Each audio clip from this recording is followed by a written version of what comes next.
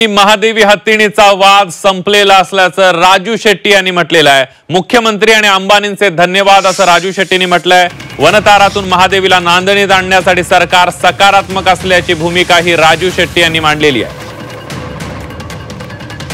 महादेवी हत्तीणीला वनताराला नेण्यानंतर मठामध्ये परत आणण्यासाठी राजू शेट्टी यांनी आक्रमक भूमिका घेतलेली होती। नांदणी मठापासून ते कोल्हापूर जिल्हाधिकारी कार्यालयापर्यंत त्यांनी पदयात्रा सुद्धा काढलेली होती। By an expert veterinary team. Our nutritionist will design her diet based on this health assessment, and we'll do everything we can to give her the care she needs. नांदणी मठाची माधुरी हत्तीण स्वगृही म्हणजेच नांदणीमध्ये येण्याचा मार्ग जवळजवळ निघालेला आहे।